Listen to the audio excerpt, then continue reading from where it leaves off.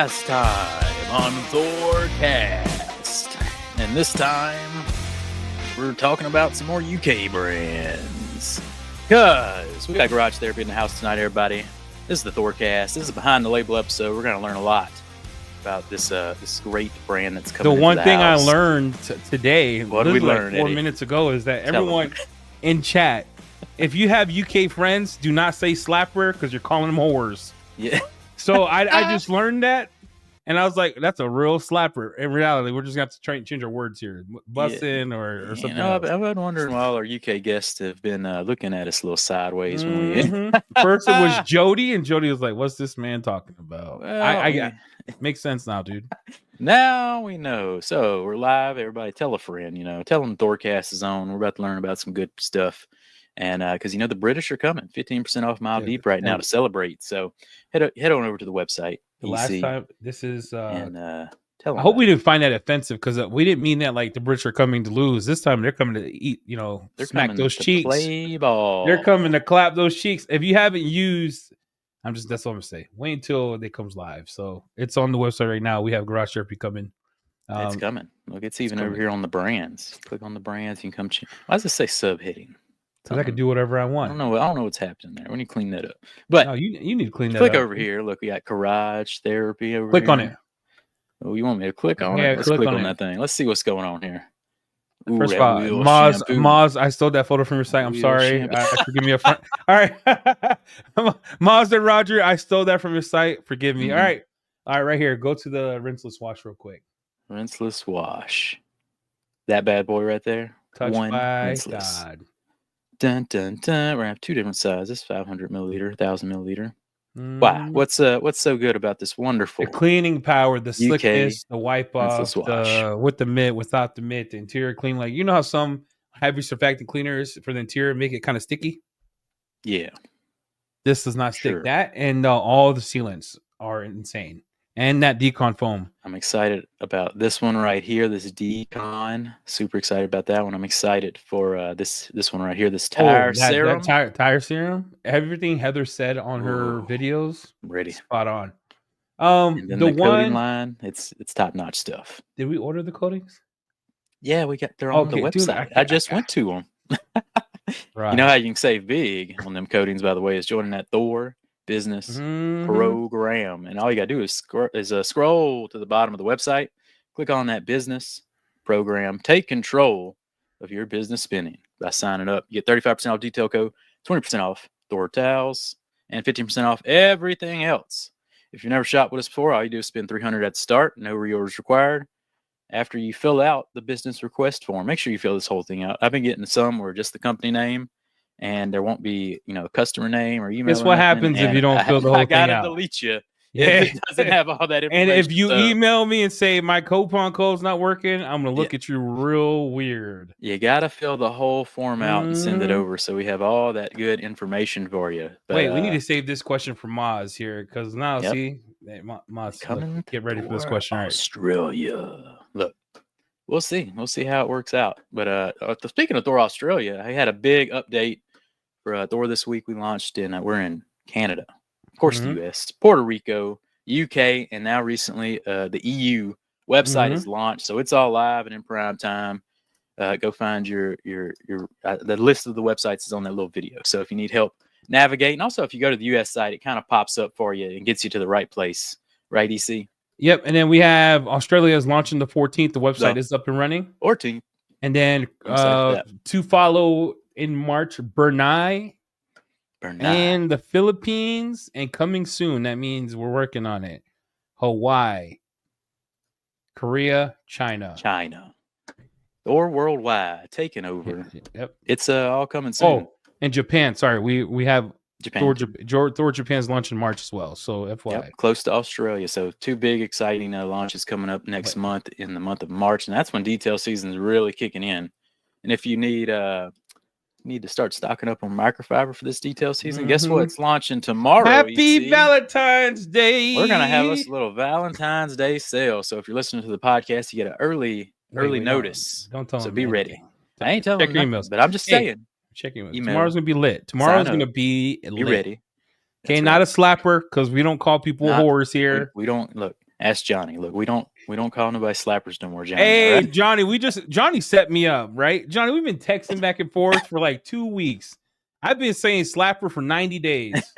And you didn't tell me that meant that my mom was a whore. Like, you got to help a brother out, bro. You Canes, you got to help Americans out, right? Yeah, we need. It happens, it happens. Man, I can't believe I've been saying slapper to women's. My lord. All right, hit the intro, bro. But yeah, get ready, though, tomorrow. Valentine's Day sale over the Valentine's Day weekend. You'll have more information tomorrow morning. Check your email if you're not signed up. Sign up for the email blast. All that good stuff. I got a little commercial, and then we're getting the boys on. By the way, if you missed the Sfizzer demo from MTE, you got to go check it out. Antonio, not only was he sexy, dude, he reminded me of like Antonio Banderas. Like, you know what I'm talking about? Yep, he's the Antonio Banderas of polishing for sure. Yep. All right. It's like an action movie when Antonio takes the scene. You do not put the compound on the pad, massage it on the panel. You see, it's good stuff. Go check it out. You'll see our live reaction to the demo is in the video. So hit him with that intro.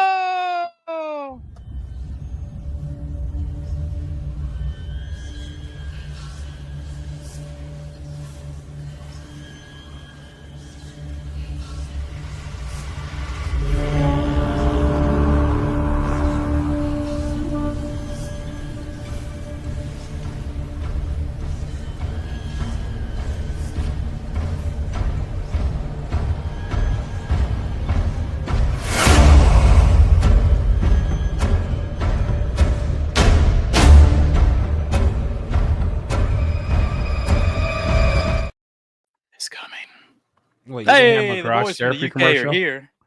What's going on, fellas? Good evening, guys. Good evening. They're calm. It's late over there. Good evening. Good evening. The man with the plan himself. So Maz, we got a lot of questions that people are going to start asking. Never. So everyone, these are the two owners of Garage Jeffrey. We'll let them introduce themselves, and then we're going to get into. First of all, thank you both for staying up. I think every time we screw the UK people by making this at 6 p.m. So thank you for accommodating us. Americans suck. All right, pleasure. No worries. All right, let's get to know Maz. Maz, tell us about yourself, and then we'll go to Roger. Do you want the long version or do you want the short version? Hey, we'll stay on as long as you want to stay on. So that's up to you, sir. Yeah, you tell us how you want it, man. Well, I'm Maz. I'm the co-owner of Garage Therapy. I'm the 50% of one side. Bit about me. Well, I've basically since a young man, mid 2000s, I met Roger through a local car club, and we had this amazing idea of making some extra money and detailing. So we went down the rabbit hole back in 2006, and in 2008 we turned professional, i.e. customers, clients, insurance, details every weekend or during the week, and we did that for a good about 6-7 years. Mobile, what were y'all? Shop. Nice. We did a bit of mobile as well, and we did that for a good 6-7 years. Quite successful at it. However, whilst detailing, I was also in IT, and I did IT for circa 20 years. Dang, in total. Crazy. So look, real quick, back and forth so we can have a conversation. So you're in IT. You decide I want to wash cars. I did the same thing. We're dumb, huh? Yeah. That's probably why we're not rich. There's the issue. Yeah, it was. Look, I mean, back in the mid 2000s, I was in my mid 20s, I guess, and it was a way of earning extra money, right? And scratching an itch and spending more time with the cars. we were heavily into modifying cars and keeping them clean and going to shows and all that sort of stuff. So, you know, it was just another avenue to spend more time rather than being behind the keyboard, you know, actually being with the car and keeping them clean was a major part of that journey. And it just was quite, it was quite good in the sense that we were good at it, and other people wanted us to make their cars look shiny, I guess, and detailed and swirl free and all that good stuff. So yeah, it was a bit different, you know, working a 9 to 5 job and you know, working with infrastructure, and then detailing on the evenings and the weekends. But when you're young, you've got the energy to do that. Exactly.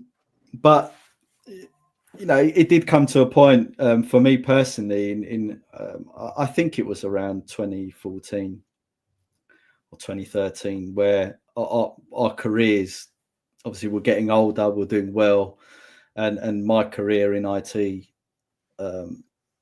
accelerated, and detailing had to be stopped, you know, because I had teams to look after and clients to see and countries to visit and all that good stuff.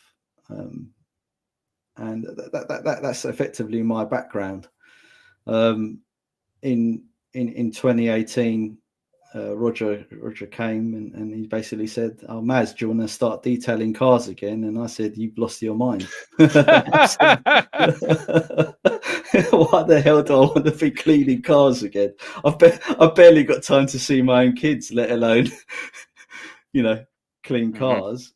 And you know, that's that. The rest is history, I guess. Well, Roger, what's your side of the story? Well, I come from an engineering background, structural engineering background.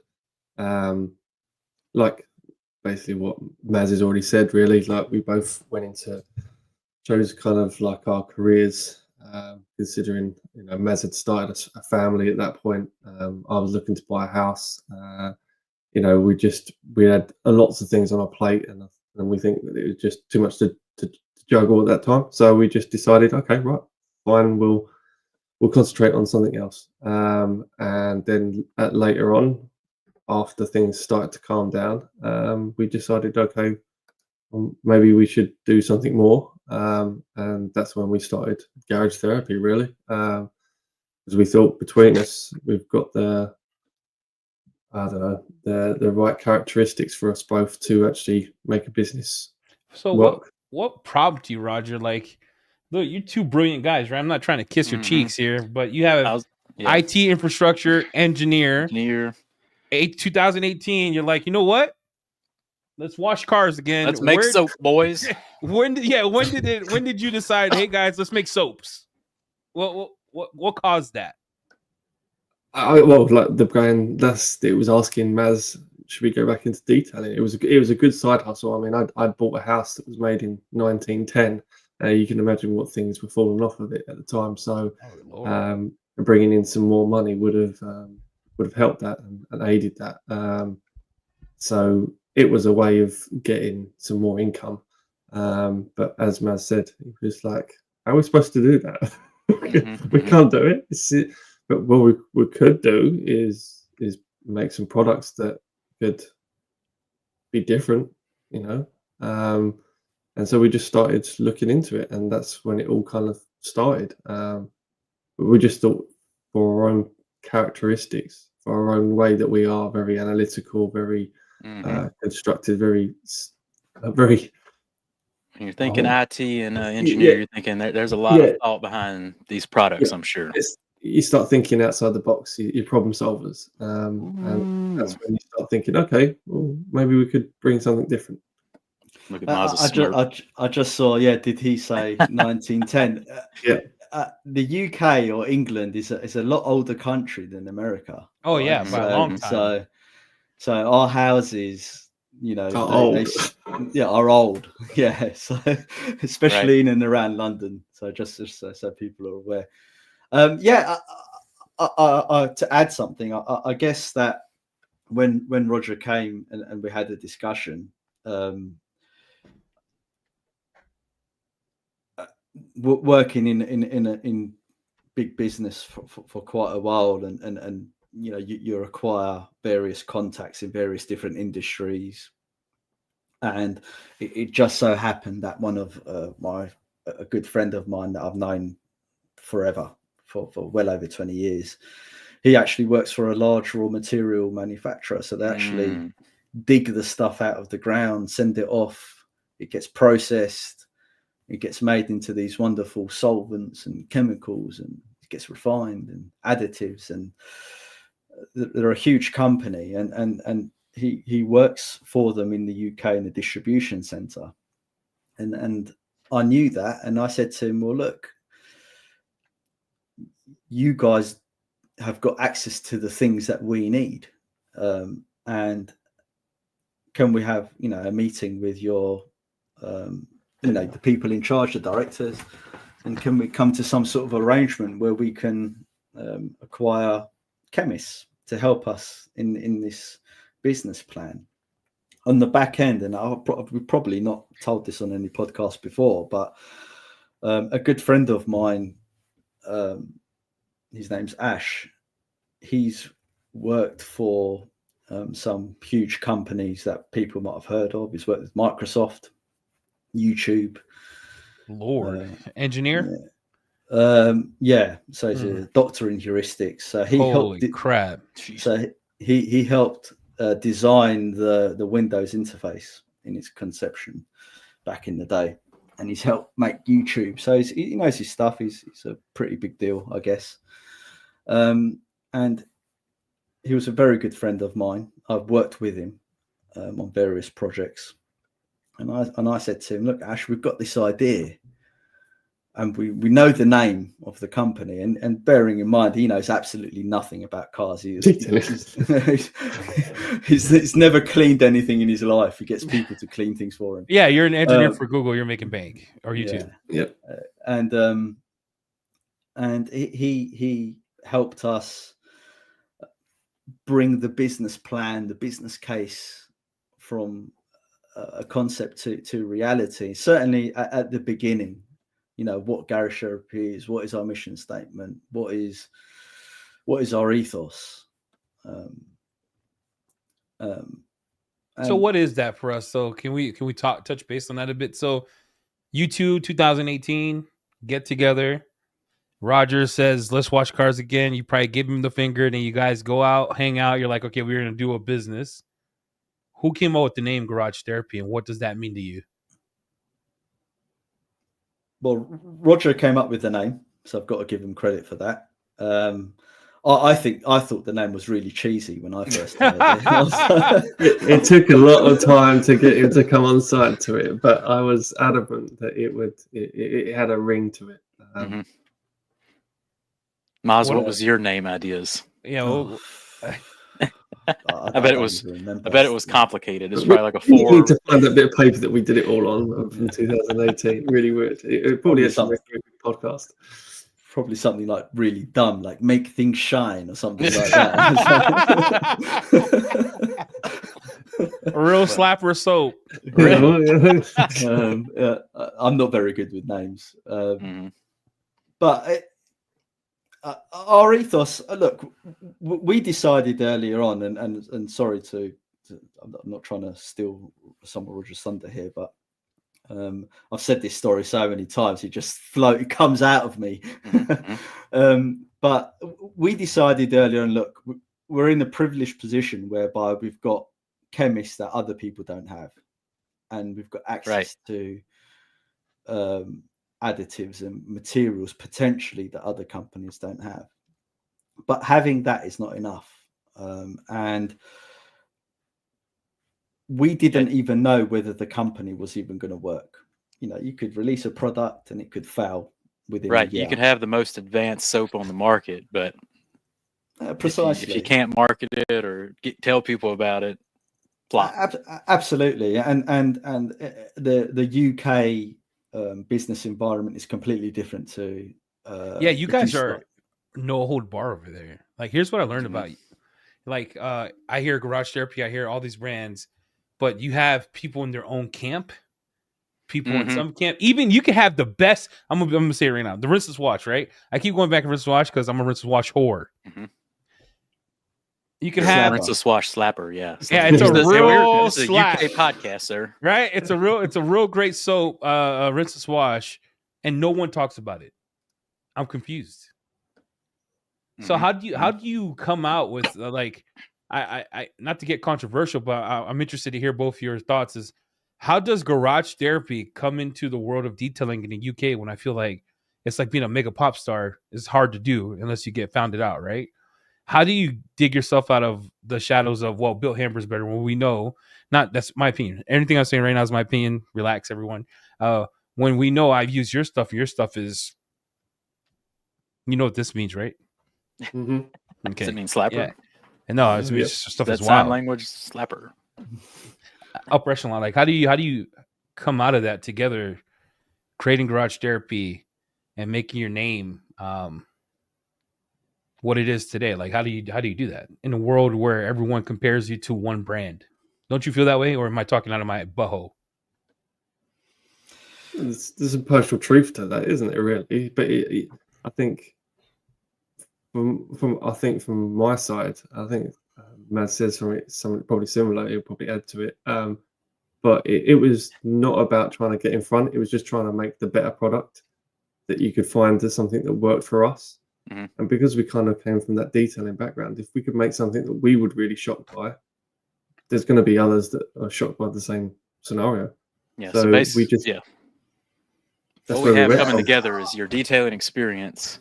Two smart individuals with connections to raw ingredients that other people aren't using. And now we have this kind of magical brand that is Garage Therapy. No, white label nonsense, nothing like that. So we start making chemicals. Take us from there. I'm like, what's first? How we start making these? Yeah, what was the first products? That's a good question, Jamie. Because what was that first chemical that you said, Lord, if they try it, they're gonna get the touch by God. So it goes back to the ethos of the brand. So we're in this unique opportunity to have our own chemists, have access to talent that potentially other brands don't have, and we mapped out what we wanted the company to be 5 years in advance in terms of what products were going to come out, why they need to exist, what we feel is the downfalls of each product category, what experience do we have with them, and we'll sit there for hours just talking about a product. What characteristics do we want to see? What and then relay that information to the chemists and have hours upon hours of meetings talking about what is possible, what is not possible. And I think the poor chemists, what they potentially haven't encountered with us is where you've got someone who's a structural engineer who's very technical, and you have an IT guy who's also very technical. Very technical. That's insane, bro. I bet your chemist hates your ass, dude. And yeah, I mean, and I've been very lucky. I've had some amazing mentors, but in IT, I've done everything from, just fixing computers to huge multi-million-pound infrastructure projects and migrations and security penetration testing, and I've done artificial intelligence and cognitive learning. And Lord, you too, bro. I've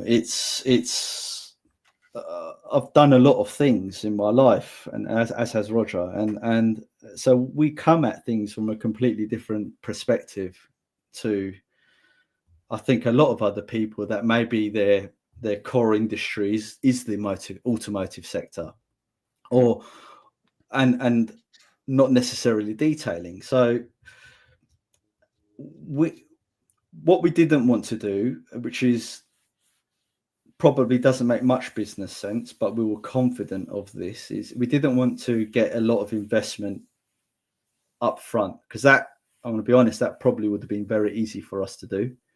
Get an investor, pump loads of money in, and launch the brand. What we wanted to do was have like a proof of concept released, like an alpha build, release it into the market and test it and see, right, do people like this?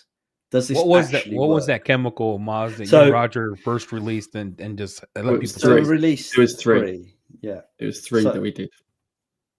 Yeah. So we released car shampoo, which is a car shampoo, Decon shampoo, Decon shampoo being our halo product, and wheel shampoo.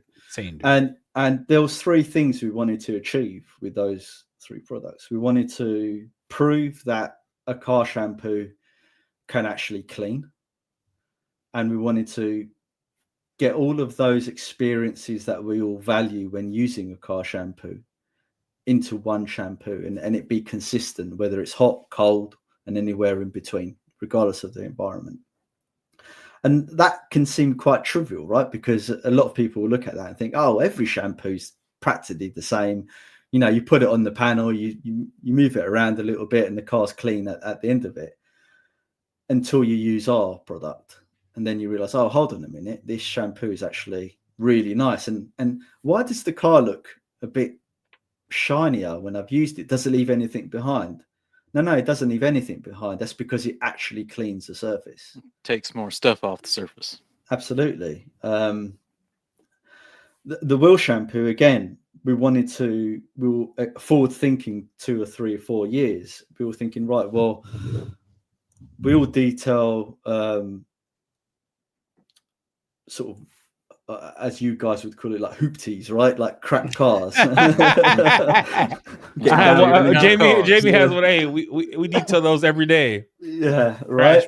And but we also detail everything from Audis, BMWs, Mercedes, Porsches, Ferraris, Lamborghinis, you name it, right? And not every wheel needs powerful wheel cleaners to clean them. You know, you don't want to degrade the substrate.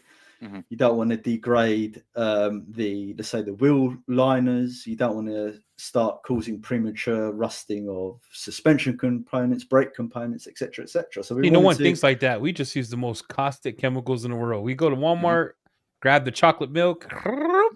Chocolate milk. Well, and again, it's that forward thinking, because Roger, I'll let you talk about tire serum, but we knew that the following year we were going to release this product called tire serum, and we need a chemical that will maintain that product. Right. Okay. So there's because nothing's going to maintain it if you're just hitting it with pH 14 purple brown liquid every time you wash the car. So precisely. Wait, time out, guys. So Decon shampoo is great. So you don't want me to use Decon? I'm only asking this because I'm stupid, right? So I go, you know how people say use the less aggressive first? I just go for the most aggressive. I don't got time. I'm just going to go most aggressive and pray for the best, right? So the Decon shampoo, you don't want to use that every wheel and tire clean because they'll degrade the serum. It's built off of the as again it goes off. It's this magic word, the ethos. It's one of Maz's favorite words. It's process accelerator. It's a good word. And that's exactly what you call Decon. It's a process accelerator. It's a wheelhouse for everything. It literally is a Swiss Army knife. One YouTuber actually designated a whole video on cleaning a whole car just with Decon at different dilution rates, and it worked. It just proved the versatility of that product. So we kind of use that same ethos with every product. What is its process accelerator? What is the IP that changes this product different from others that makes this stand out? So that's kind of where we see everything, and that's where tire serum kind of basically was born from. In the construction world, you've got a lot of uses of rubber on bearing plates and stuff like that, which are not serviceable when they've got several hundred megatons of weight on them, but they still need to be retained supple and an ability to take weight. So they have to be serviceable. And that's when you start using different chemicals and that to actually basically keep these things supple and in use and serviceable. And you realize that that rubber compound is very, very similar to what's used in car rubber compound. Yeah, exactly. They do the same thing, browning and stuff like that. So that's where it all came from. That technology was like, okay, well, if we can do that in the construction world, what stops us from doing it from the automotive world? And that's where we took it from, and then just designed it around that. And the chemists were just a bit like, why? How? No. And then we just decided, look, we don't want to do a dressing. It has to be a conditioner, because essentially Maz had come back from various road trips, the Nürburgring and stuff like that. And you come back and you go, tire looks really tired now. I know it's done some hard miles, but it shouldn't look that tired. And then it was basically a great proving ground to see if we can make a product that would basically improve that. So you said conditioner versus dressing, then, because we're Americans, so you got to talk to us. Don't talk to us dirty but stupid. So what is the difference between your tire serum and a traditional? Because we're gonna get asked when you guys leave this podcast and we start selling it, and people are gonna be like, "What? Tell me what's the process of and what is it?" I'm conscious that we're sort of jumping around a little bit because there's so much to say. So when we came up with tire serum, we quickly figured out that for dressings, the problem with when you're using polymers and silicons on the surface or PDMS is as the silicon effectively ages. Now, it could be an oil-derived silicon or a water distributed silicon. As the silicon ages, it discolors. On top of that, you have the antizonant of the tire excreting out of the sidewall, and you combine those two things together, and you get a scenario whereby every wash you're having to use a powerful wheel cleaner or an APC to scrub that unsightly brown antizonant and spent dressing on the surface off, right? Yep. And we've been taught to just scrub that brown all the way off every single time. Yep. Every single time. And when you see how tires are made, and you're talking anywhere from about 8 hydrocarbon additives and other polymer derived oils used in the construction of tires, up until about 40, 50, 60 additives. And every section of the performance tire has got different construction methods for different compounds in the tire. So the outer edge of the wall will be a completely different construction to the inner edge.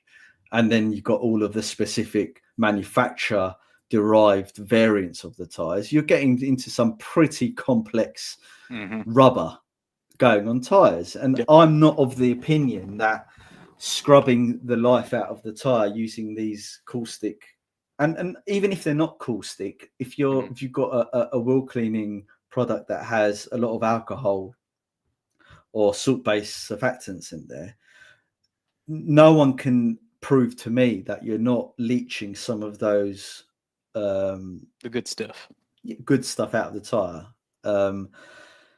and causing potentially premature degradation of the sidewall. Now, we went through this process when we were designing the product and talking with the chemists, and a lot of back and forwards, and Roger gave some of his expertise in what he's observed in the construction industry. And sure enough, they went out there and they found some of these additives that we could use to effectively create a product that not only penetrated the rubber substrate and added effectively, for lack of a better word, moisture into the tire to keep it supple, but also so that's the slow acting polymer. The fast acting polymer then adhered to the surface and sealed that in. The end result of that is that you get a tire that looks like new, doesn't have that horrible silicone look once it ages look. It's got a nice finish. Absolutely. And also, if you apply it correctly and you maintain it with something like wheel shampoo, so you don't strip it off, Jamie, every time you clean the tire. You just use our snow foam or use our wheel shampoo to give it a bit of a scrub. Then you will see that it doesn't actually brown. Now, what I did, so we do a lot of synthetic testing in the laboratory, but the proving ground for me is I was doing a lot of trips to the Nürburgring in Germany from the UK. And if you see how tough that track is, I mean, it's nearly 20 miles long. And what it does to the tires and the heat and the stress that rubber goes through. When you see the Porsches and BMWs coming in, you see that this horrible grey, white, brown slurry on the edges of the walls.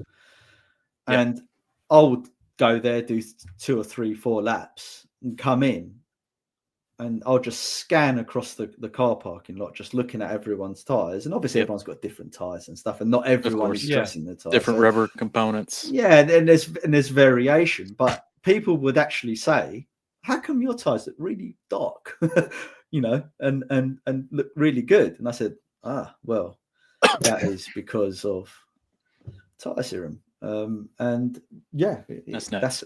That's how it gets. Makes total sense. So catch everybody up. Garage Therapy is not released yet.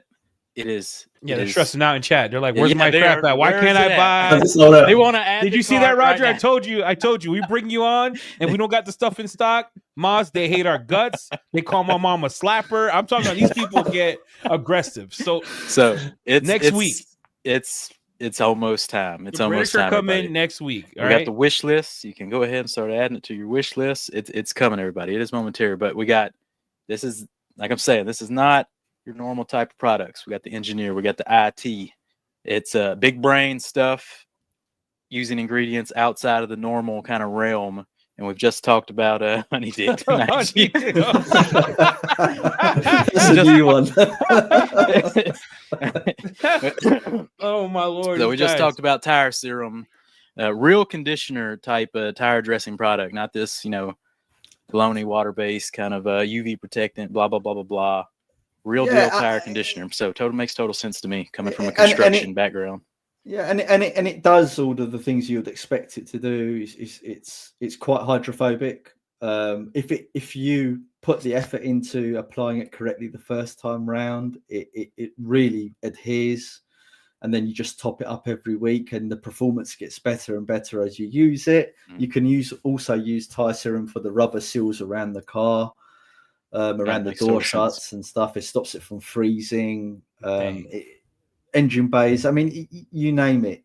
It's a fantastic, unique product, and the testament to it is that it's been on the market here in the UK for 4 years now. We've not changed the formula; it's stayed as it is, which for us is an amazing. That says a lot, right? If you think, it says a lot, because you guys don't play around. You guys always change. You guys pivot with the market, right? You guys, if there's something that you feel like you could do better, you pivot. Absolutely, yeah. We get told off for that by our resellers and distributors for doing that, and that causes issues. But I don't like. I know the weaknesses to all our products. I mean, I can rip us a new one if I needed to, in terms of the weaknesses of every product. At least armor always available. See, Moz, you see the people we have in chat? They're about to start. It takes a while for the UK to get here to the U. Look, we're trying. But it's no one cared in the UK. No one cared about tire conditioners. No one, we never invented it, the category, but it wasn't a thing. Everyone it doesn't sound real. It doesn't sound real. It doesn't sound feasible. But when Roger puts it, this was a component used in constructions. That makes total sense, because this stuff, wears and tears, crazy. So to have something that works for that to come bring it to the detailing world is kind of mind blowing. Yeah, and all of a sudden, everyone now cares about having a tire conditioner. But I guess the difference is they potentially don't have the same additive. Grease it and here's my life. Right? I'm Puerto Rican, so my dad is Spanish, right?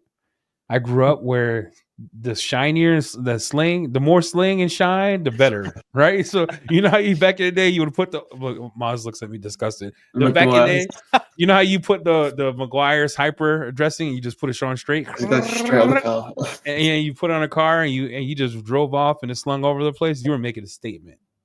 But now everything has to be cream based, dressing based. But back to your tire, because sorry, I got ADD. So use your wheel shampoo with your tire dressing in between washes, but it stacks, right? So I could reapply.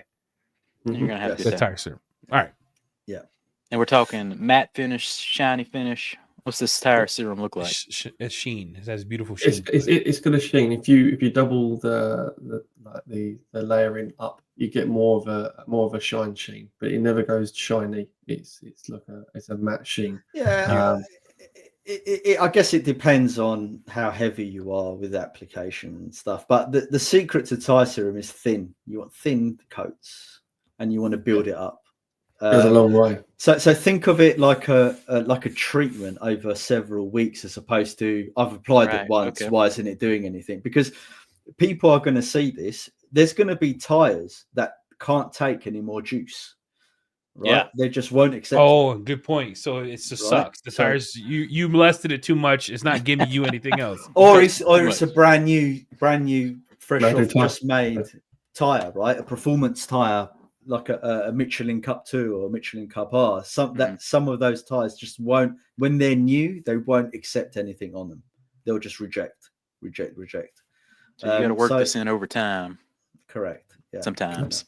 Nice. So do we need one of them fancy like UK brushes? I just added one to the store if we need one. You look here, we got the general mini brush now. If I'm not using that crap. When I click on a UK review, this is what they're busting out right here. It's because they have expensive cars. I have a Toyota. My tires are huge. It'll take me 80 days to coat my stuff with that. I just put it on a foam applicator and let it ride. Yeah, so what are we application wise? How are we applying this stuff? I've done extensive testing, as has Roger, on very varying different applicators. I dislike those little brushes because you have to have sort of. I'm gonna steal something from Matt Moorman here, but you have to have baby hands effectively to apply it, and you take your knuckles skin off as well on the bottom. Yeah, I prefer just a normal applicator and sponge, and it spreads just fine. Yep, with that sponge. And then you can follow it up with a brush or whatever you work it into the texture of the tire. Do you like to come back with a microfiber towel, clean up the excess, that kind of deal? It depends on the look you want, right? Okay. It depends. I mean, there's merit. Gotcha. There's definitely merit to allowing the product to sit on the surface and do its thing and soak into that sidewall, right? And harden off, and it will do that. Goes back to it being a real conditioner. Yeah, it's one of the things that we take a lot of pride in is that there's layers to our products. So there's a lot of off-label uses. Mm-hmm. There's a lot of flexibility in the concentrations and in the strength of each product. And the reason why we've done that and we've managed to achieve that is, one thing that I dislike is when you buy a product, use it once, use it twice, maybe use it a third time, and you never use it again, and you just buy something else. We want people to use our products and think, I don't need anything else. And if I do use something else, I always go back to GT because I know that it works. I know I'm potentially getting a superior result from using them. Nice. Roger, let me ask you a question. Oh, go ahead, Jamie. No, you go ahead. I was going to ask Roger a question. Roger, what's the one product that you hate from your line that you wish that you could redo? Because I know Maz is super. He's like me. He's intense. But I want to hear from your voice. What's that one product you're like, dang, man, I just want to redo it, but we don't know how because right now it's good enough, right? Like, what's that one product? And why? That's a hard question, Eddie, because we really do go through some serious R&D and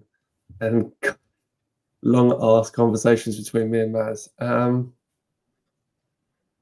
Lord, these people they're thirsty, guys. Look at this. I think the one that I'd say that I would do again, I think is CS.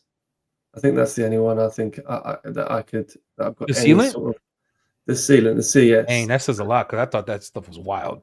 It is wild, but I think there is some more that we can get out of it, and I think we can get out of it in the terms of the application, because the main reason why I say that is the Sigma has gone through a few revisions now, and we've taken on board a lot of what people had kind of used it and then kind of got feedback. We were able to kind of focus that product onto something exactly how everyone wanted to use it, instead of just how we wanted to use it, which was a bit different from what everyone else wanted to use it for. And I think with CS, I don't think it's really been. It's a hit with the detailers, but not a hit so much with the consumers. The DIYers, or what do you mean? Like, the DIYers. Yeah, the DIYers. The guys we found similar on the weekend. I know what you're talking about. So I think if we were able to, because I think it's generally because it's the at the beginning with Sigma, it was like, oh, it's not just a spray and wipe and done. No, there's a little bit more of a complexity to. Yeah, you actually got to treat it like a coating. You got to treat it a little bit like a coating. And CS has got the same sort of idea, but the whole idea is a lot of people went, well, Syncop is that hard, so imagine what CS is. Like, it must be even harder to make it work. And that's not so much the truth. That it's actually on some cars and some colors especially, it's easier to apply CS. But you do a little bit more work, you get a little bit more reward long term. Yeah, exactly. So I think that's the only thing I would redo, and it would be redo in so much the formula, but how we presented it. I think that's the only way, the only product I can think of actually going, yeah, okay, that's something I'll redo. Everything else we've revised as soon as we thought, oh, that doesn't work for us. Miles, what about you? What do you think about what he said? What's your one product that? Because I know you probably think about it all the time too, right? What's that one you're like, damn, I want to redo it. I don't know how. All of them. Just a restart. It's great answer. It's so every product can be improved. It gets harder and harder to improve the products as time goes on. And once we dial in where we want the products to be, I go in and out of love with certain products depending on what I'm testing at the time. I tend to not use that many GT products, funnily enough, because I'm constantly benchmarking and testing other brands and seeing where we're at in the market. And it's when I do use certain products, I get inspiration, I get ideas, and I think, okay, well, we can do this a little bit better, we can do that a little bit better. So it's really, well, I'm waffling now, but what I'm getting to is it's a tough question. I think I agree with Roger. I think CS is probably the product we need to relook at, but it's also a product that's been unchanged for 4 years, and the reason why we've been loath to change it is because I'll give you a very short story. So we have a detailer.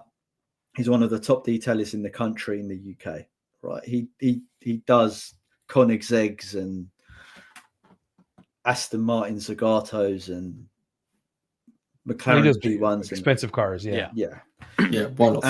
And the way he encountered us as a brand is he bought CS, he applied it on a brand new Audi R8 V10 special edition jobby thing.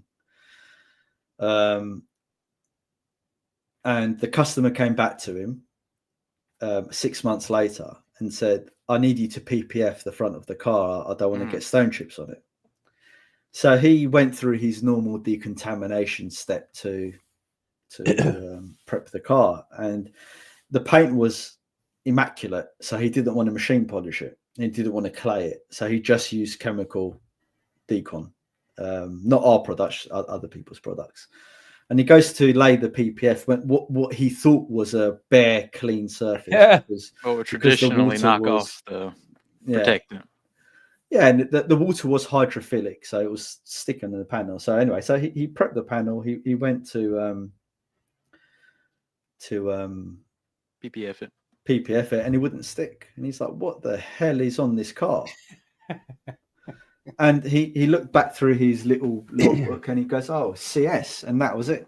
From then, he got in contact with us. He tried all of our products. He went through our certification program, our training program, and from then on, he's never used another brand since. He used everything. He uses his GT. So that's the strength of that product. Yeah, that's hard to. So when you hear something like that, right? 6 months in the UK, it's correct. Like 12 months in Idaho. You guys get miserable weather. Like when I see your guys' car and you have more road film, then I get sweat marks on my neck. It's like it's different, right? You guys have a different experience because you're always using citrus because you got the worst conditions, in my opinion, out of some places in Idaho during the summer. Well, I mean, it depends on. It says a lot. Yeah, I agree. It depends on obviously how that car is driven. Is it a garage queen? Is it, is the guy driving around? In this case, it was used. It wasn't a car that was, that was kept in the garage. So it was used every day. So we'll see the elements. Yeah. I don't know about every day, but it was, the guy used it. And it's one of those products that it's a very stout product. It may not bead like you would expect maybe some products to be after 5-6 months. Mm-hmm. But we don't just look at beading as a metric of is the product actually protecting the paint. And we can, I don't want to bore everyone, but we can go into this in detail. But we look for other characteristics of protective products and how they behave on the surface and how much material is being left behind and all that stuff that we look into in a synthetic and environmental sort of testing phase of developing a product. And what you'll see with that product is it does actually keep the car cleaner for longer. So, and then in turn, I'm going to steal something from Mike Phillips. You're minimizing the potential for damage because you're needing to clean it a little bit less. The surface is still slick. The dirt isn't sticking to it as much. So there's benefits to having that product on the surface. Yeah. So is it when you use it multiple times, is it kind of like tire serum? Does it build upon itself months down the road? It will. Here with reapplication. Yeah, it will layer upon itself easily. So yeah, you can apply every quarter whenever you want, really. I mean, there's with the GT coatings. Absolutely, everything works with everything in our line. There's nothing that doesn't work unless you use like a product like Dash Serum, and then you try and put that on top of another product, then you might struggle. Like, for example, if you use Dash Serum on top of our leather protectant, that's not really going to work. But makes sense. So going back to the shampoos, you said when you started the brand, you came out with kind of these 3 soaps. I don't want you to skip over Decon shampoo because when we first talked to you, I mean, we had basically a podcast on Decon shampoo. So you got to tell the folks a little bit about the differences between the shampoos and especially the power of this Decon shampoo. Yep. And then we got like 100 questions after that. Yeah. So we got to start rolling with the questions. Yeah, after this. Yeah. The mob gets angry.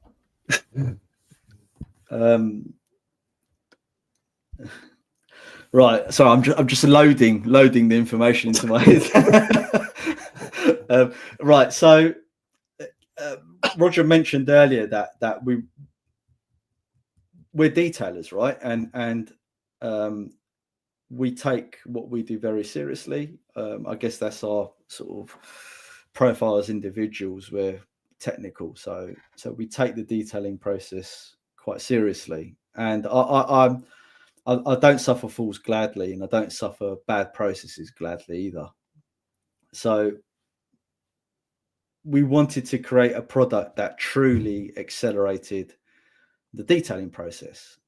And if you're going to make someone efficient and profitable, what you need to do is theoretically reduce the number of different chemicals that they're using. And what that will do is that will ensure that they're getting consistent results off a single product rather than using multiple products that may give you inconsistent results depending on the car, the environment, the contamination, etc., etc. So Decon shampoo in itself, we wanted it to be primarily a product to deep clean the clear coat of a car. And in those peaks and valleys, obviously you get a large amount of contaminant accumulation, and you want a product that's powerful enough to be able to clean all of that out of the paint. Right. I'd say there's very few soaps that actually clean the surface of a vehicle. Yeah. Now there's limits to how powerful you want to make a product. And there's obviously a lot of different caustic materials that you can use to achieve that, but you don't want to degrade the clear coat, and you don't want to degrade. Yeah, absolutely. And you don't want to degrade all the other substrates around the car, rubbers, chrome, etc., etc. So there's a fine balance. But for it to be a process accelerator, there's no good it just working in a bucket. It needs to work in a sprayer bottle. It needs to work in a foamer. It needs to work in a foam lance. It needs to be able to be used to clean tires. It needs to be able to be used to clean and wheels. It cleans tires like a tire cleaner, just so everyone knows. 10 to 1. It's 10 to 1. It'll brown your mom's face. That thing at 10 to 1. All right, sorry, go ahead. And you know, there's multiple different substrates on the car, right, that need to be cleaned. And we went to the chemist and said, this is what we want to do. And they said it wasn't possible. And we said it is possible. And we worked with them by, you know, asking some very probing questions. And after a year and a half of development, we came to this formulation. Now, some people will say, but hold on a minute, it's got some sodium hydroxide in there. Well, get him, Oz. Well, so this is where. So the reason why that specific chemical, which is caustic, is in there, and it's less than 1% of the formulation, and as it's a very concentrated product, that's not a lot.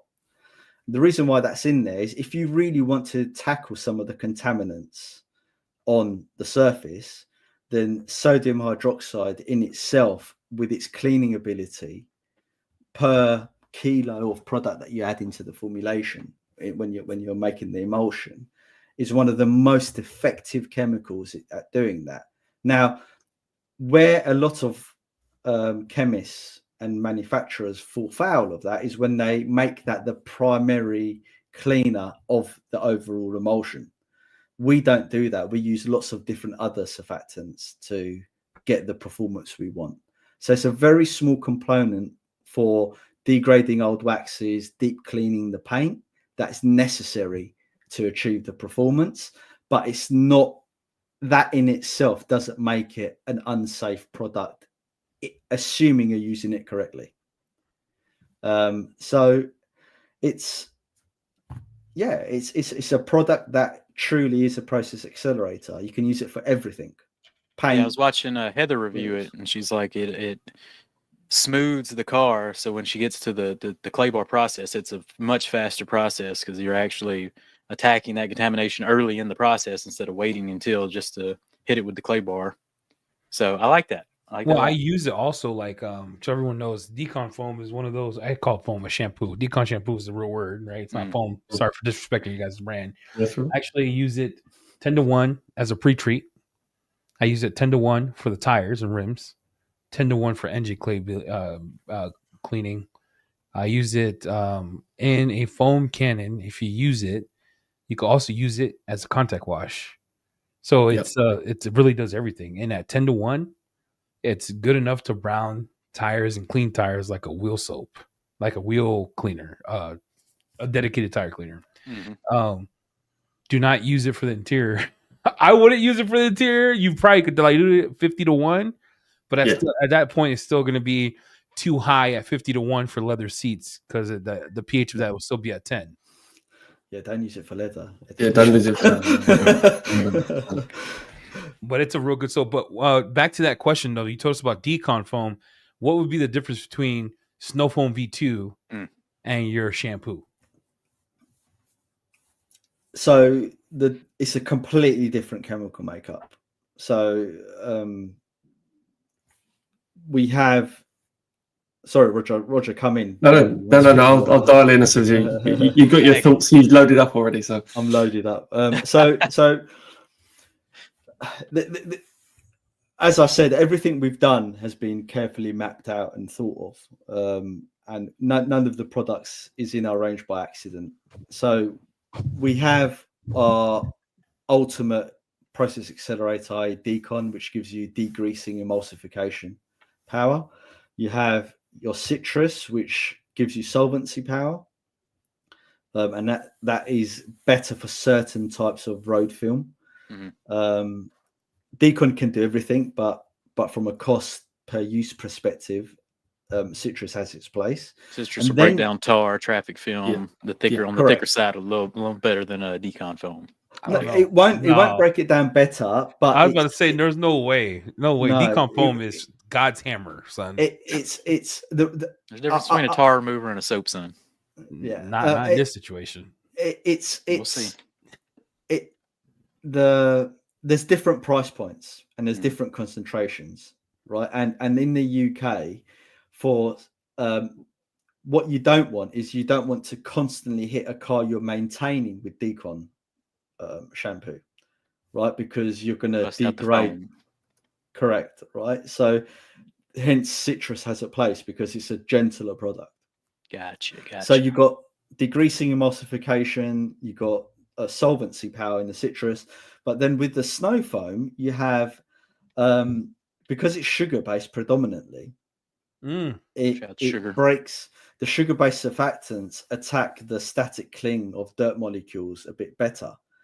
And what we've done with that is that we've infused that with a bit of delimonene, so you get a good degreasing, a good wetting stuff, right?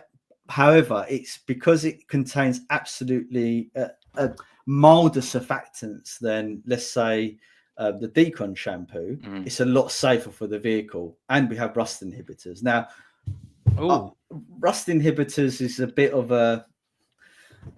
I've got to be careful what I say here because I don't want to. They're great to have when you're cleaning undercarriages for vehicles, wheel wells, suspension components. It doesn't mean anything for the paint because paint is clear coated, so it shouldn't matter. But during the wash process, what you can't control is runoff. So what you don't want, one of the reasons why we delayed releasing an acidic shampoo is I'm not a fan of the water from an acidic shampoo running into the gullies of the it kills aquatic life, right? It kills everything. Okay. Well, yeah, but more specifically the vehicle where you've got the drainage areas of the car. Some of that soap residue might sit. Yes, and then it promotes rusting. Correct. And some sports cars, some of those gullies go down the doors, and there's drainage holes in the bottom of the doors, and sometimes you can get rust that comes from inside of the door out, etc. So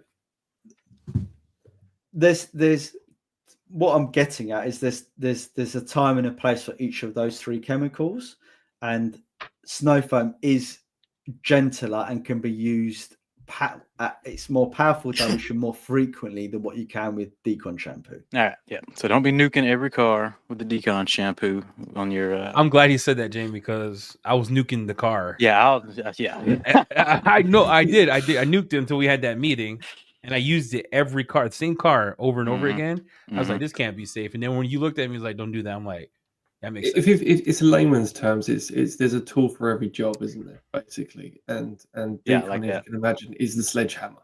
It's the sledgehammer that you can use to basically knock anything off.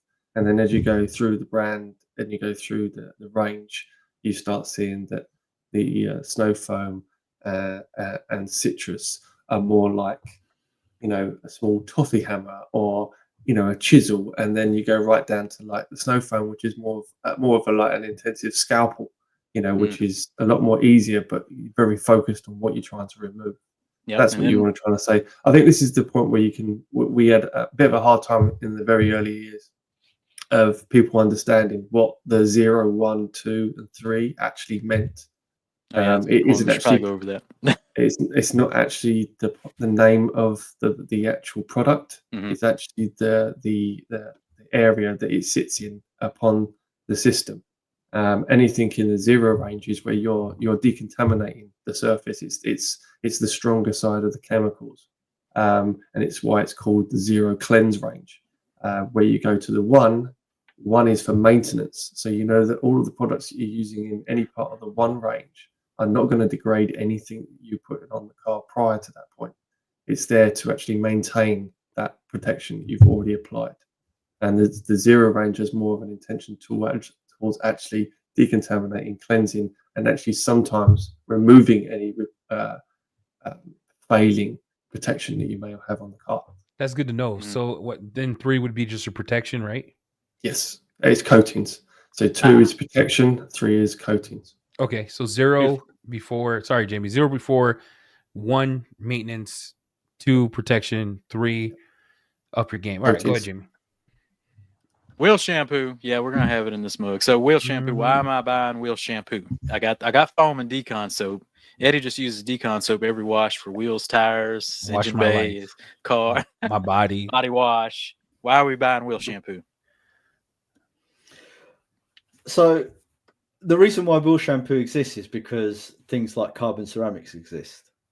And what you don't want to do with carbon ceramics is use harsh chemicals. Not that they can't take high alkalinity. They can. But what they don't like is the bell housing that holds the ceramic disc. So how do you call it in the States? Anodized, isn't it? Yeah, we call it a bell housing. Yeah, the aluminum that sits the 2-piece rotor on the hub. Yeah, that they're typically anodized and they get stained, as do the center lock wheel nuts on the system. So that's where, when you're cleaning, say, a Porsche or a Lamborghini or whatever has a center lock, you need to be mindful as to what chemicals you're using. So hence why snow foam exists, and hence why you don't want to constantly use Decon, because you don't want to constantly attack that anodized surface with a stronger chemical when there's a safer one in the range. And that also travels across to the wheels as well, doesn't it, Maz? With the idea that the wheels can have uncoated rim protection, polished rims. Some of them are uncoated. Then you've got these new types of magnesium type wheels. They've all got these different substrates to these metals, which can actually be affected quite drastically by alkaline and acidic formulas. Now, from a so everything what I guess I'm trying to portray to the guys watching the stream is every product has a purpose, and wheel shampoo absolutely has a purpose. So what we've typically found in the process, and from our process as being professional detailers and what you guys do, is that you typically have a bucket of water with something in it when you're cleaning the wheel, whether it's to rinse off a tool or dunk your brush into some detergent and use it. And we thought, well, if you're going to do that anyway, then you need a product that can withstand the rigors of the water getting contaminated. Because one of the reasons why people don't think real shampoos really work or car shampoos really work, as soon as that water gets contaminated, the suds die. No, it all dies. By the time you're to the third tire, the suds in the bucket are gone. Yeah, it doesn't happen with our real shampoo. No. You will find that you can get the water black and it was still. Maz, I really thought it was my softening because I got some salt and I threw some salt. I just capped myself, guys. I was like, dang, this wheel shampoo is hitting different because I'm on the 4-wheel and I'm in that mug molesting the tire, and I was like, it's still foaming, like, and it foams and it smells amazing. All right, that's good to know. I didn't know that. Yeah, he ranks the GT Rinseless pretty high. Yeah, it's when is it on sale at Thor? Look, it's coming, people. Right around the corner. Be ready. Garage Therapy is on deck. There was a video I would like to bring up. I know, Moss, we're all over the place, but we're going to get back because people have questions about your product specifically. So many questions. There's a lot of questions. But I saw a video on another channel where they rated another Rinseless from the UK higher than 90% of the stuff in the world. And I was like, it can't be. No puede ser. You know what I'm saying? Can't be. No, Chris. I tried yours against that one that I bought, and I was like, no way on this earth. No way on this earth. Do you hear you see my eyes, Moz? No way on this earth. Look, not everybody's got black books with Rinseless notes. No ways on this earth. All right, keep going. I'm just telling you, GT's Rinseless is a well-rounded. She's fine, bro. She's like that girl in college that became your wife. You're like, dang, girl, you hot. It's GT's coming in hot, everybody. Settle down. It'll be here. It will be here. Look, earlier, I think it was Johnny said something about having kittens. What is this UK term? I think he was gonna try the soap and have kittens or something. I don't know what's going on there, but yeah, it was iron oxide has got a touch of Decon surfactants in it. Okay. And that's what he's mentioning. It basically, you blow your mind. Maz hates kittens. He left the chat. He left the chat. He probably lost a little bit of connection. That's why. Johnny's a good friend of ours. He speaks to Maz very frequently.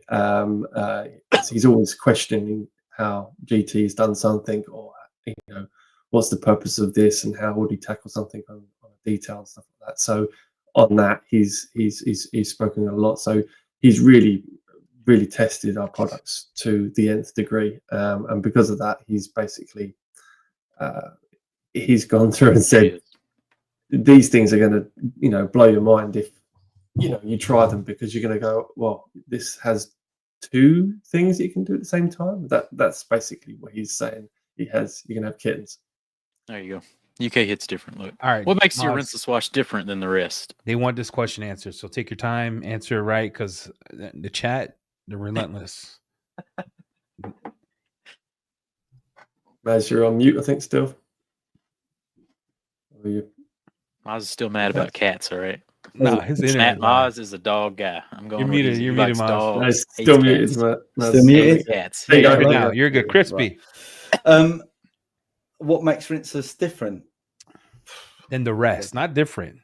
Than the rest. Just be honest. You don't have to drop names because we already know it's a real slapper. What makes it different? Well, don't say that no more. Without giving away the secrets. So we've learned a lot from Decon, Citrus, Snow, and our latest one is DMS. And what we noticed is that the cleaning characteristics of an acidic shampoo, certainly for Rinseless, and the surfactants we used in DMS makes it amazing as a Rinseless wash cleaner. So effectively, what makes it different is that we're just using a slightly different concoction from a surfactant base, and we're using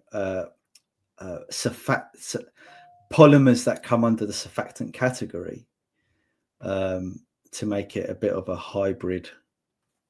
Are we using a sponge? Are we using a wash mitt? What are we using with your Rinseless wash? Everything. Microfibers primarily. You can use anything else you want, but I mean, you can use one of those rinseless sponges that have been designed for that purpose. But for us, we tested the majority with the microfibers. Is the rinseless acidic?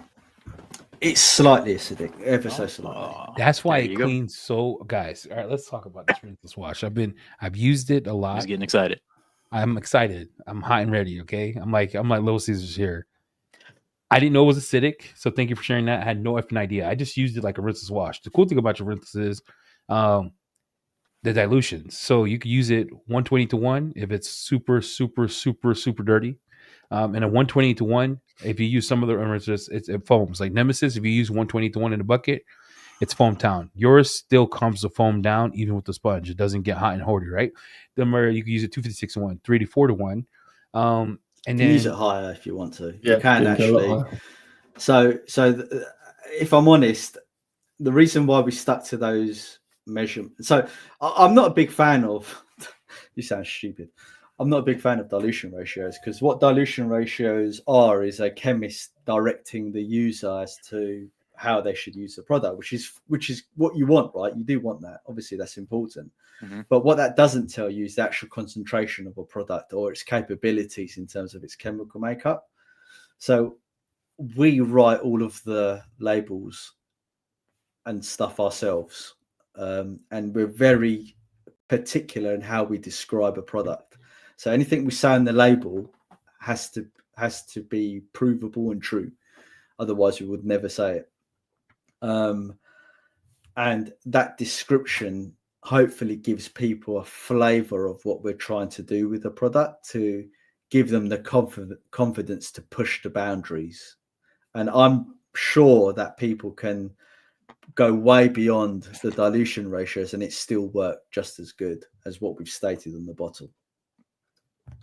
Nice. So Eddie, where's it rank? And sorry, what's that again? No, keep going. Keep going. Yeah. Keep going. One of the reasons, so when you said, it's acidic, there's a reason for that, Eddie.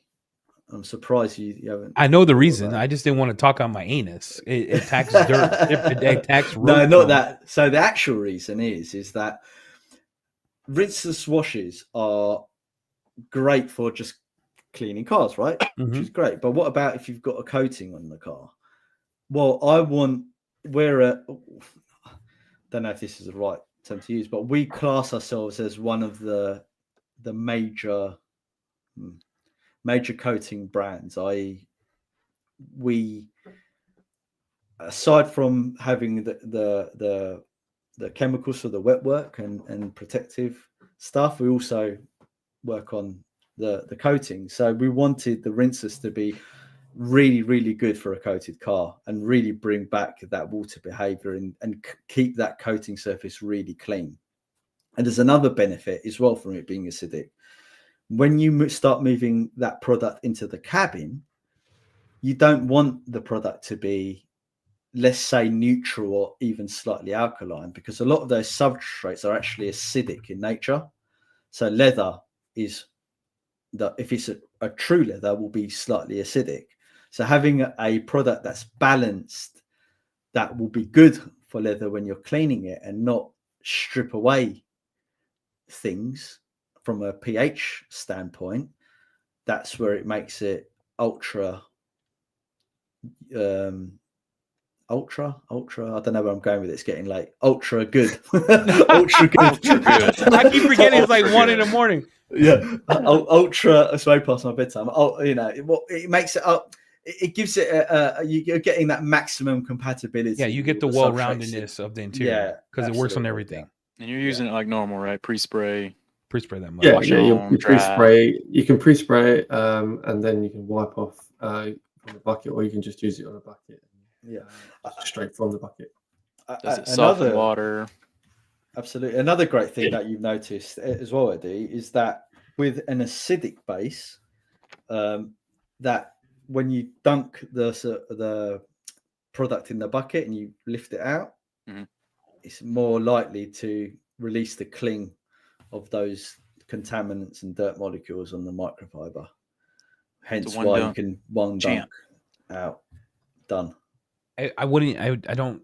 So they have a quick detailer, which I would use as a drying aid For me, this is Maz. Tell me shut up. Or Roger, tell me shut up. But it's just a cleaner. It's an all-around beast. You can use it as a quick detailer if you really wanted to. If you're in a tight spot, an example of that, when I go to any sort of kind of car show, I'll generally take about 10 microfibers and a bottle of it pre-mixed in a pre-sprayer and use that as a wipe down. So you can use it. So what is the idea? Have a designated dry need? Yeah, I mean, we have. Well, so we have. You can obviously use our Rinseless as a drying agent, which is what Roger is referring to.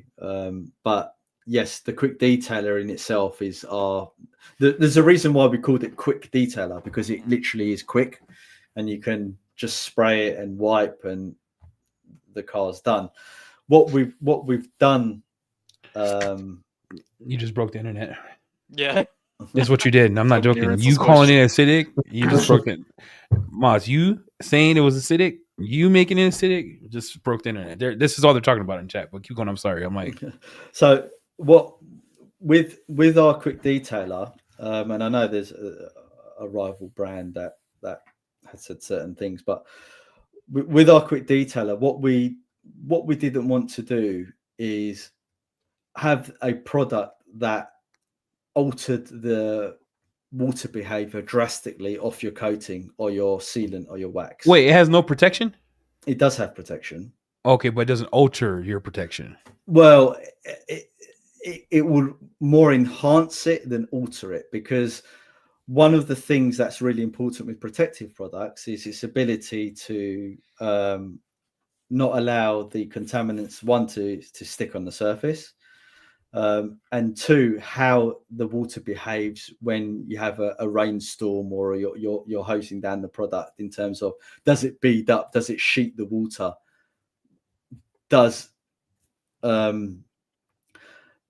are the contact angles good or not good? If you're putting on a detailer that drastically alters the behavior of your coating in terms of those three metrics, right? Water angle, sheeting, the ability for contaminants to stick on the surface, then that's detrimental to what you're trying to do with the car, right? So what our quick detailer does is it gives you the best of what modern day nanochemistry can give you in terms of protection, but for a very short period of time. So we only want the protective qualities to last for about a week or two, but you do want it to do something, i.e. enhance the gloss, make it slick and all that. And add to the coating as opposed to detract. You're a quick detailer then. So we have a whole. Let's go to the questions. There's a crap ton of questions. I'm not going to ask anymore. Let the people ask, because they're starving. 2 weeks on the quick detailer doesn't sound like a lot of protection. No, it's not. All right, there we go. Look, y'all got garages over there or what? They feel like they see a UK vid, y'all are washing in the streets all the time. What's up? What's going on over there? Go on, Roger, you can answer that. You're the... Well, it's a mix of everything, isn't it? There's some people that have full-on driveways. A perfect example of this is at Maz's home. He has a garage, so do I at my house. But my garage backs onto a tarmac road, and his one backs onto a dirt road. So you got some streets there where people do it, but most people either wash their cars on driveways or on the road. So they're on a basically a hard standing. So, but there are a lot of people that do use just gravel because it's cheaper to put down some streets. Yeah. And I want you to put the strip in the Rinseless, test it out. Y'all know what's the pH of this Rinseless? Because the people, they want to know. They want to specific. Broke the internet. Dude. I'm just. Do we wear gloves? Is it safe? I think it's 5, isn't it? Is it going to melt the car? Yeah, it's pH 5. It's 5. Yeah.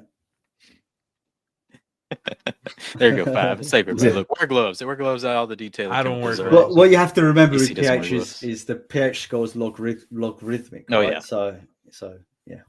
Yeah. With that stuff. What's the best garage to every product for cleaning filthy wheels? I'm talking about baked in brake dust. I'm talking about disaster detail here. Talk about Louisiana cars. Iron oxide.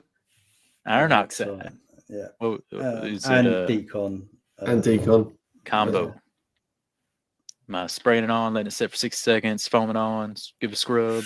So the way I would approach, so there's multiple ways you can approach a really heavily contaminated wheel. One, you can pre-treat it with Decon shampoo in a spray bottle, 1 to 10. You can, if it's a really bad wheel, maybe stretch it and go to 1 to 8, but you have to be cautious when you start messing with.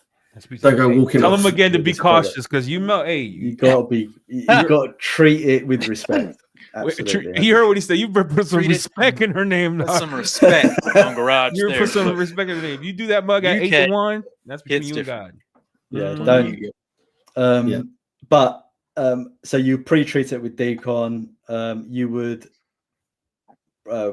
pressure wash the wheel down. You would then apply iron oxide. You would allow iron oxide to dwell on that alloy for as long as possible. What you will find with iron oxide is, with some competitor products, they'll react really fast, and you'll get a lot of activity in the first 2 minutes. And after that 2-minute window, you just start seeing it sort of effectively. Once it starts going into its water soluble state, you start seeing the iron oxide filings going yellow again. Can I ask you a question real quick on that? Yeah. So just because it reacts fast doesn't mean it's the best. No. Correct. Okay, I just want to make sure. I'm learning. All right, keep going. That's a common misconception, that the speed of reaction dictates how effective the cleaner is, and it has a factor, but it's not the only factor. Okay. Far from it. And we've done a hell of a lot of testing on that front. I mean, you can get really weak iron fallout removers that react instantly, right? And you can get very strong fallout removers that react slowly, but actually deal with the contaminants better on the surface and finish quickly. Or you can get the best of both. You get a product that gives you time to apply it, walk around the vehicle, and by the time you've done what you're doing, 10 minutes later, it will still be reacting on the surface. The reason for that is because it's very, very concentrated product, and you've got some really high sort of level chemistry and additives and surfactants. Yeah, we like to sometimes pair up an iron remover with a clay towel. Is yours compatible with the clay towel method? Or absolutely? Yeah, I did in my last video. So beautiful. One of the reasons why, so trust a new channel logo. I'm just gonna tell you. Yeah. Our philosophy with iron oxide is that's fine that you have a scalpel, you're targeting one type of contaminant, but what about the rest of the contaminants on the surface? What about those carbon deposits on an alloy? What about that rubber? What about that environmental pollutants that get chucked onto the wheel when you're driving down the road? So the reason why what makes our iron fallout remover unique is that it contains Decon shampoo. So not only are you targeting the fallout component, but you also got the Decon shampoo to target the other organic pollutants and other contaminants on the surface. So you're getting a more 360 degree clean, as opposed to just the iron oxide stuff, which makes it a true fallout wheel cleaner. And for the paint as well, obviously. That's wild. And you mentioned, Jamie, the clay towel. The other benefit of having such a concentrated emulsion with Decon shampoo is when you do use that clay towel method. So we were thinking ahead for the States back in 2018 to today, that you're going to get the ultimate lubricity you can dream of. Almost too much. It's out of this world. I used it in the video I did for 5 minutes of rinse wash, plugging my own stuff here. If you haven't seen that yet, it's a real wild thumbnail. Wild thumbnail. Mr. B status. I took up the whole thumbnail. All right, anyway, I did it. I did iron oxide, did 1-2 sprays per panel. I did a spray on my thing, and it felt like I had soap on a car. It was bananas. Bussin'. You can't say slapper anymore. It was bussin'. It was bananas. It was chef's kiss. All right, next question, dude. We got to do shotgun round. I think just before you do that, because obviously it's come up a couple of times. I've seen on the comments is about a comment about dilutions and concentrations and stuff like that. But then also Johnny actually just commented that you don't need to go mad with our products because they're so concentrated. So because they've been formulated in such a way, you don't need to do. You need to. I don't want to say relearn, but you do need to actually understand that because the concentrations are there, you wouldn't need to spray 50 times around a vehicle with iron oxide.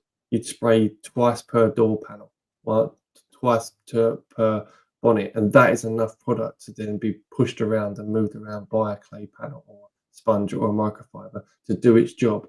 This is the idea of behind where in the UK there's a lot of talk about cost per wash.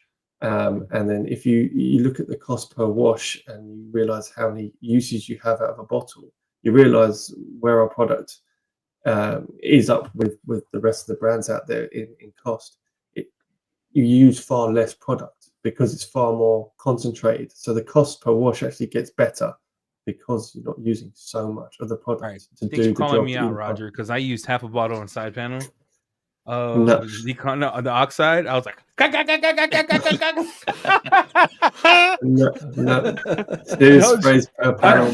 know. I'm a troll, but I was like, dang, this is so nice because you see surfactants, on there. Mm-hmm. Look at them bubbles. You got you excited. Kept spraying. Look, Barry asked, can tire serum be used on the interior? Yes, you can, but I wouldn't use it. The reason why is that it alters the surface tension too much. So you don't want slippy surfaces on an interior. This is the reason why dash serum was created. Yeah, you want dash serum on there. Dash serum is insane, by the way. Just if you don't know what it is, it's dash serum. All right, next question. Dash serum. Anything special you want to cover on dash serum, real quick? I mean, like 10 seconds. It's.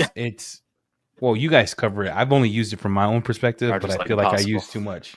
Very quick, 10 seconds. It will darken the surface. It won't alter the surface tension. It's very quick. You need one spray, and it will go a long way. Okay, don't use I like one spray. I use 6. Go. Now we're cooking mods. All right. The ceramic coatings, you have a whole range of ceramic coatings. What's the highlights of the GT coatings? He's downloading. He's downloading, everybody. I'm just thinking like it's too damn late for that question. Like maybe we save that. He's thinking Maz is like, guys, I can't answer that question in 10 seconds, bro. Like, stop.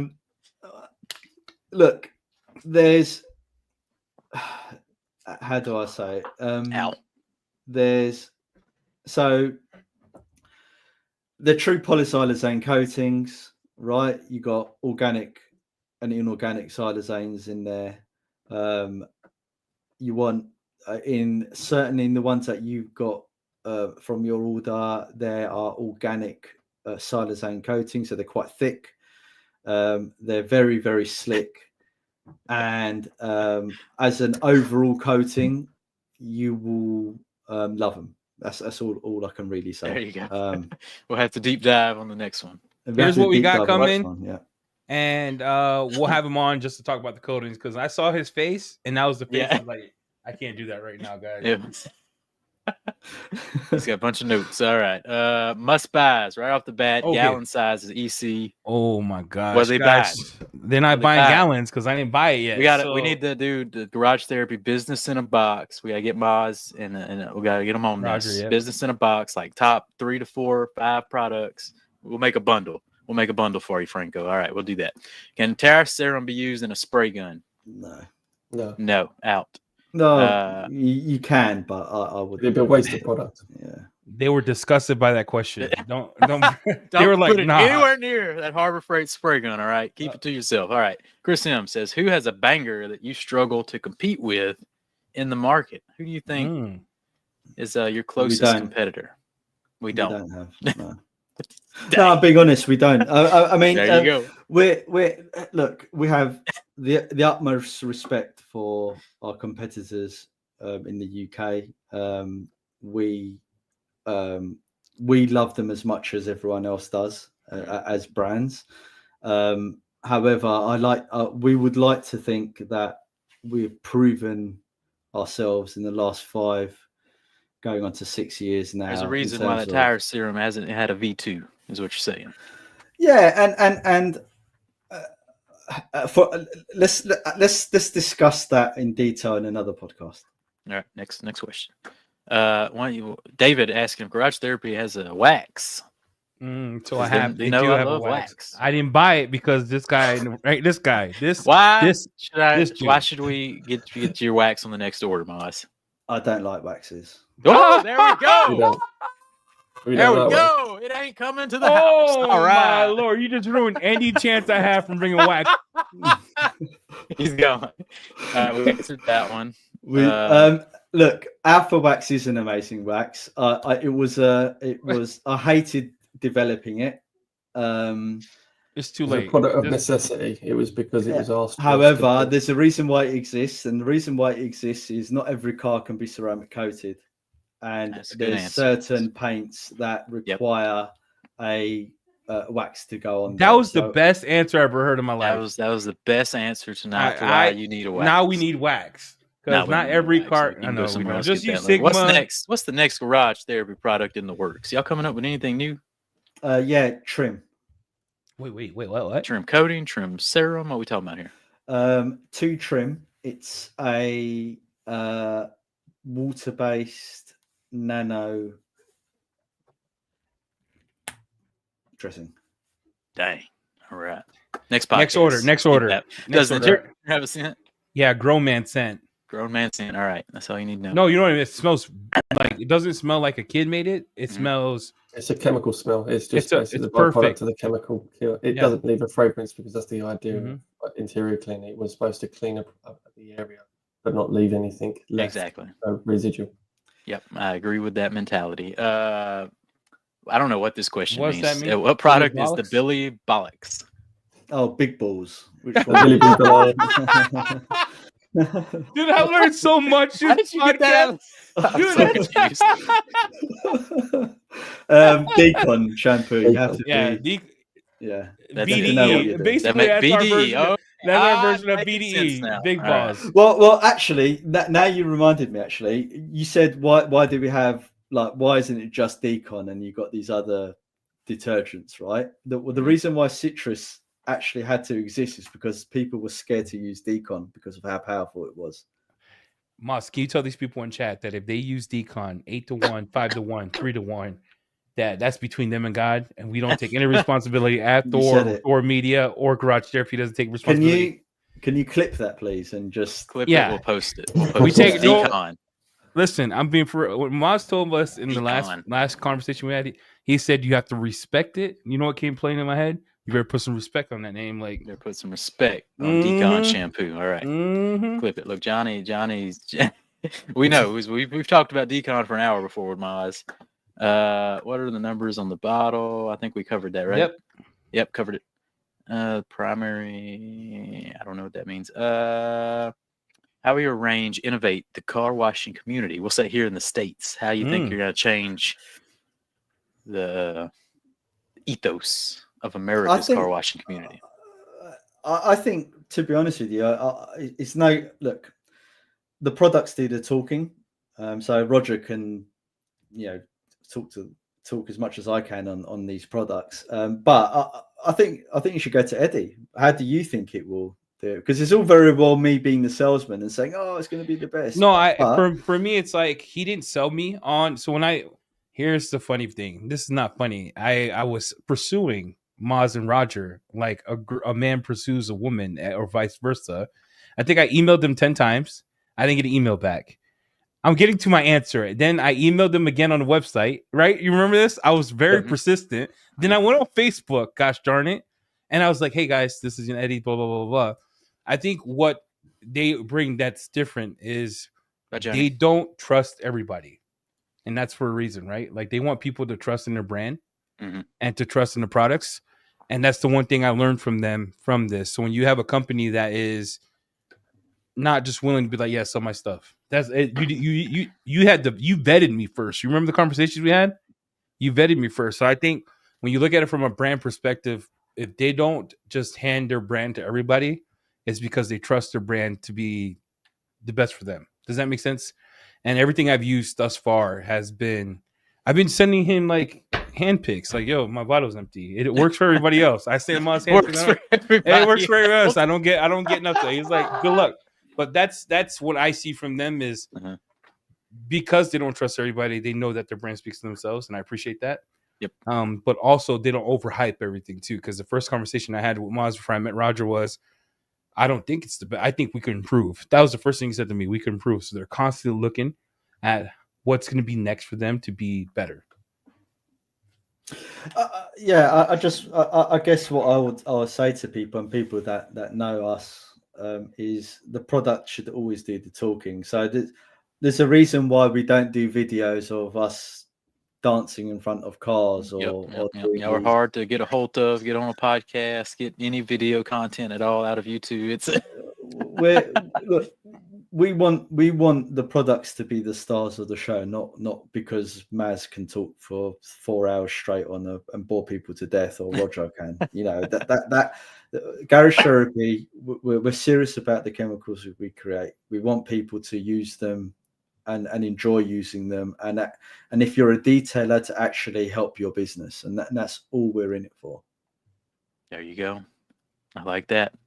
I mean, that kind of ends the pod. I mean, that was pretty much a final statement in my opinion. So, boys, let's get you to bed because it's late. We're gonna have more podcasts in the future. We're gonna have to drag you on here, whether you like it or not. We should do it earlier. So, because my friends, man, thank you all for staying up real late. I know it's like 2:00 in the morning there now. Yep. And then we talked about soap. We talked about Decon soap. Remember, we're not responsible if you burn your paint, stain your paint. Disclaimer. Yeah, disclaimer. Decon soap next week when it hits the House of Rags. Emails coming out. Welcome Garage Therapy to the United States. I literally think the pallets are there. They're just being checked in, unpacked, set in order. Big launch next week. Garage Therapy has made it to the United States.